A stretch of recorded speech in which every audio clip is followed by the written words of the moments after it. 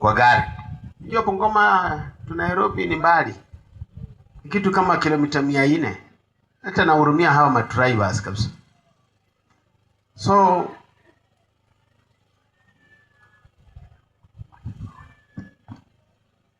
basi nikalala. Nilipoamka karibu saa 10 tunaelekea, nimefika Westlands, nikaona Pastor Evans amenitumia ujumbe ya kwamba msichana ametuacha.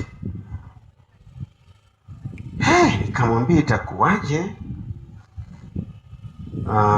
Nikafikiria sitafika.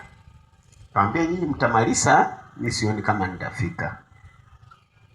Lakini nikajioji uzuri wa wewe mtoto, nikikuja hapa several times have been coming here. Nakutana naye ananiambia leo mama amechinja hen. Ndio kumbe nitakula kuku. Nakujanga na hii mama. Sasa namwambia kumara iko kuku. So ibada ikuwe haraka tukule kuku. So tumekuwa tukiharakisha sana ibada. Sasa ibada sasa itakuwa ikikaa tu vizuri kwa sababu mwenye alikuwa ananiambia tutakula kuku hakuna. She used to hack me. Ananiambia leo this hen. Mother slaughter the hen today. You eat.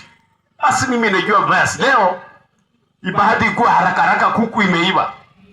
Bwana Yesu asifiwe. Amen. Siri kama hizo nafikiria sasa mimi zimenipotea. Nataka kutangaza ya kwamba tuna matanga Kapsaramet. Wameenda, nimewatuma waende kikao tena leo. So wakati wa masishi nitamwambia tuna msichana wetu huyu mweusi mzito anaitwa Dorcas. Shemeji yake amepoteza msichana pia mkubwa almost 40 years at this one. Tuna matango Sangalo. It will be ruled out on 27. Ndio watarule, alafu hao ni wakusaidia walikuwa wetu wakatoka na wakakwama. So walikuwa naomba tuwasaidie Mungu akipenda. Bwana Yesu asifiwe. Amen. Things are changing, mambo inapatilika kwa sababu ya maisha. Hii nafikiria ni mara yangu ya 3.